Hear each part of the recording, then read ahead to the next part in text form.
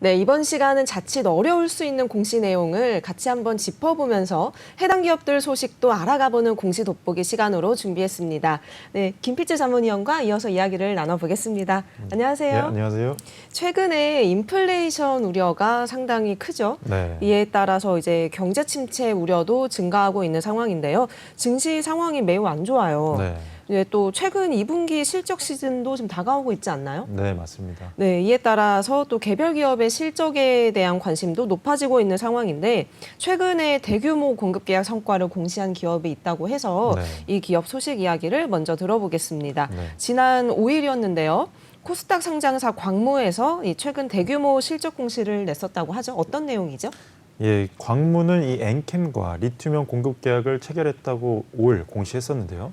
이 계약 금액은 약 91억 원입니다. 이는 2021년 매출 규모 대비 거의 절반, 즉 48.52%에 해당하는 규모인데요. 이 계약 기간은 10월 31일까지로 현재 공시가 되어 있습니다.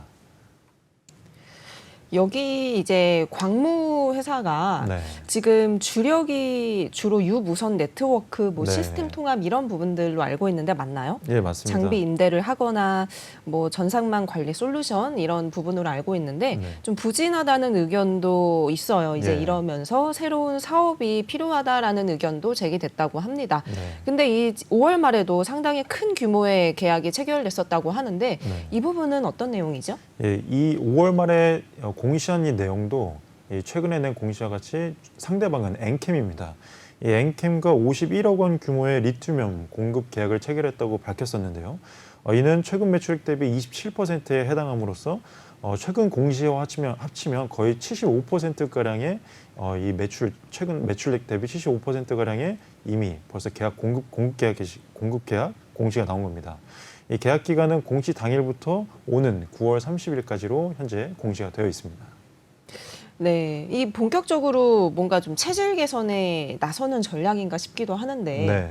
네, 여기서 그럼 광무 뭐 하는 회사인가 이제 시청자분들이 보시기에는 궁금하다는 생각이 들 수 있는데 네. 회사 소개도 한번 들어볼 수 있을까요? 이 광무라는 회사는 기존에 릭스 솔루션이라는 사명으로 사업을 했었습니다. 주요 사업은 이 IT 사업을 했었는데요. NI나 SI, 즉 시스템 인터그레이션 사업을 많이 했었는데요. 네트워크 컨설팅, 그리고 기획, 설계, 구축, 감리, 유지 보수 등을 했던 업체입니다. 이 IT 사업본부의 사업 영역은 이 회사가 장비를 임대하거나 그리고 유지 보수 계약 관계를 체결하고 있는 이 KT의 기업용 서비스 중 일부와 연계가 되어 있습니다. 최근에 이 광무가 또 흡수 합병 소식이 있다는 이제 이야기도 있었어요. 네. 또 제가 생각하기에는 뭔가 이제 신사업을 네. 계속해서 좀 강화하고 있지 않을까라는 생각이 드는데 네. 체질 개선에 나서는 것도 같기도 하고 네. 신사업 부분도 궁금한데 어떤가요, 이 부분은? 기존의 이 SI, NI 사업에서 2차 전지 기업으로 발돋움하는 현재 회사의 모습입니다. 현재 2차 전지 기업으로 변모를 하고 있는데요. 2차 전지 원재료 조달 사업에 뛰어든 상태입니다. 엔캠과의 연결고리 강화 배경을 유추할 수 있는 대목인데요. 앞으로는 이 기업의 인수합병을 적극적으로 하면서 사업 영역을 점차 확대할 예정입니다. 그러다 보니까 이 리튬이온 공급이라는 게 2차 전지에 사용되는 이 소재를 공급한 것으로 보시면 되겠습니다. 네, 이 광무 하면은 또 다른 이제 이야기가 있는데 최대 네. 주주가 좀 자주 바뀐 기업이다. 네. 이런 얘기도 좀 있어요. 최근에도 바뀌었다고도 하고. 네. 근데 이 최대 주주 변경하면은 이미지가 이렇게 네. 좋지는 않다는 생각도 맞습니다. 들거든요. 예. 뭐 보통은 뭐 경영권을 매각하거나 아니면 이제 뭐 경영권 변동을 수반해서 사업 계획이 바뀐다거나 이러면서 최대 주주 변경이 이제 생긴다고는 알고 있는데 이 부분에 대해서 광무는 좀 어떤 상황이죠? 예, 말씀하신 대로 이 최근 최대 주주가 자주 변경되는 기업들에 대한 주의보까지 떴습니다. 이 최대 주주가 자주 바뀌면 이 회사는 보통 이 기업 사냥꾼들의 표적이 되었던 회사다라는 게 이제 일반 시장에서의 상식인데요. 이 광무는 최근에도 말씀하신 것처럼 최대 주주가 변경되었는데 약간 성격이 다릅니다. 이 새로운 최대 주주가 이 아틀라스 8000이라는 회사로 이 최대 주주가 바뀌었는데요. 네네. 3자 배정 유상증자로 이 지배력을 다졌습니다. 기존의 이 최대 주주가 바뀌게 되면 이 지배력이 낮다 보면 지분율이 낮고 그러다 보니까 이 공격적인 M&A의 대상이 많이 됐는데 이번에 이 아스트라 8천은 상당히 이 지배력을 공고히 갖췄다라는 게 이 업계의 전문가들의 설명입니다. 이 광무의 최대주주는 지난 22일부로 이 스트라타 조합에서 아틀라스 8천으로 바뀌었는데요. 이 아틀라스 8천은 3자 배정 유상증자를 통해서 신주를 확보하는 방식으로 지분을 취득을 했습니다. 이 특수관계인을 모두 포함한 지분율은 12.74%인데요.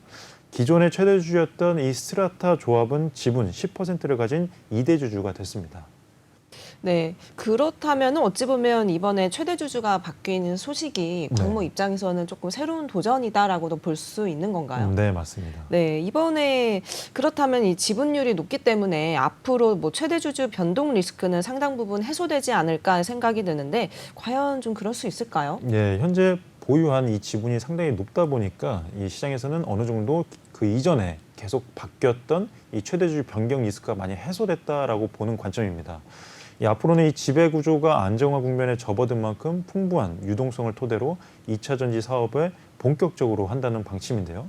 이 아틀라스 8천의 주인인 오정강 대표가 경영하는 이 엔캠과의 연결고리 역시 더욱 선명해질 것으로 현재 관측하고 있습니다. 네, 앞전에 아틀라스 8천 이제 회사에 대해서도 이야기를 해주셨는데 지금 이제 최대 주주잖아요. 네. 어떤 회사인가요? 이 아틀라스 8천은 2차 전지 전문가들이 출자해서 설립한 법인입니다. 이 최대 주주는 이 지분 53%를 보유한 이 오정강의 엔캠 대표, 즉 엔캠의 오정강 대표가 이 현재 최대 주주로 있고요. 이 엔캠은 2차 전지 전해액을 제조하는 코스닥 상장사입니다. 이 특수관계는 재무적 투자자인 어퓰런스 투자조합 그리고 시에도어 투자조합인데요. 개별 지분은 아틀라스 8천이 6.59%, 어퓰런스 투자조합은 4.61%, 시에도어 투자조합은 1.54%로 밝혀졌습니다. 네, 그렇다면 지금 뭐 광무 최대 주주인 아틀라스 8천이 조금씩 이제 지배력을 다져가고 있다 이렇게 볼 수도 있는 상황인 건가요? 네, 맞습니다. 네, 아틀라스 8천의 주인이죠. 네. 앞전에 오정강 대표, 엔캠의 대표라고도 언급을 해주셨는데 네. 이제 그런가요? 아틀라스 네. 8천의 지분도 그럼 상당수 갖고 있을 것 같은데 네, 이 부분도 맞습니다. 한번 설명해 주시죠. 예, 이렇게 엔캠과 아틀라스 8천의 대표가 같다 보니까 이 광무가 앞으로 이 엔캠과의 협업을 강화할 것으로 현재 관측이 되고 있습니다. 그러다 보니까 이 광무의 2차 전지 원재료 조달 사업도 상당히 잘 될 것으로 예측이 되는데요. 이 스트라타 조합과 아틀라스 8천은 현재 공동 경영 체제를 구축한 상태입니다. 지난 2월 임시주총을 거쳐서 사내 이사진을 재정비했는데요. 사내 이사 중에는 이재영 엔캠 전략기획실 부장과 이 박시묵 엔캠 구매팀 총괄 이사가 새롭게 합류한 것이 눈에 띕니다. 감사로 선임하려 했던 이 최재희 엔캠 CFO는 의결 정족수 미달로 부결된 상태입니다. 네, 이제 아틀라스 8천의 주인인 오정강 대표가 경영하는 엔캠과의 이 연결고리 역시 더욱더 선명해질 수 있지 않을까라는 생각이 드는데 그렇다면 또 중요한 게 바로 회사의 자금 상황이에요. 네. 회사의 자금 상황은 어떤지도 궁금한데 어떻죠? 예, 올해 1분기 말 이 연결 기준 현금성 자산 규모는 873억 원이었습니다. 이는 자산 총계의 약 75%에 해당하는 규모인데요. 반대로 이 장단기 차입금 규모는 49억 원이었습니다. 이 전환사채 발행으로 인해서 단기사채 규모가 463억 원 규모에 달하지만 이 전환 청구권이 행사가 되면 이 부채가 자본으로 바뀌면서 자본 건전성은 더욱 좋아질 것으로 예측이 되고 있습니다. 네, 이 광무에 어찌 보면 좀 과감할 수도 있는 투자 행보 이야기를 이제 이게 짚어주셨었는데 네. 이 투자 행보는 좀 이미 시작이 된 것 같아요. 최근에는 M&A도 본격적으로 시작을 했다라는 소식도 있는데 이 부분은 어떤 내용이 있죠? 예, 지난 4월에 이 첨가제 제조업체인 MI팜 제천을 흡수합병했습니다. 이 MI팜 제천 인수에는 약 현금 100억 원이 투입이 됐는데요. 광무가 지난해 11월 타법인 증권 취득 자금 확보 명분으로 36회차 이 시비를 발행하면서 350억 원을 조달했습니다. 이런 점을 고려하면 앞으로 최소 250억 원 이상의 자금을 또 공격적인 M&A에 사용할 것으로 관측이 되고 있습니다. 이번에 인수한 어떤 MI팜 판천도 어떤 회사인지도 궁금한데 네. 이 회사는 어떤 회사인가요? 예, 2018년 2월에 설립된 이 MI팜 제천은 2차 전지 전해액의 주요 원료인 첨가제를 생산하는 회사입니다. 이 전해액은 배터리 내부 리튬 이온이 양극과 음극 사이를 원활히 오가도록 돕는 역할을 하고, 이 전해액 원료인 첨가제는 양극과 음극 표면에서 화학적인 반응 그리고 흡착 과정을 통해서 이 보호막을 형성하는데요. 이 배터리 화재 이슈가 불거지면서 과충전을 방지하고 전기 분해를 지연하고 이 난연성 등을 위한 첨가제의 중요성이 상당히 높아지다 보니까 이 회사에 대한 관심도도 상당히 높아지고 있습니다. 네, 이제 앞으로 뭔가 이제 더 이렇게 비전이 있는 그런 회사이지 않을까라는 생각이 드는데, 네. 근데 또 굉장히 안타깝게 현재 상황을 보자면 관리 종목에 지정된 상태다 이런 네. 또 소식이 있어요. 네. 이 적자의 어떤 출구를 찾아야 되는데 네. 흑자 전환 유무가 굉장히 또 중요한 포인트죠. 네. 이 부분은 어떻죠? 현재 그 광무가 이 관리 종목으로 지정된 상태입니다.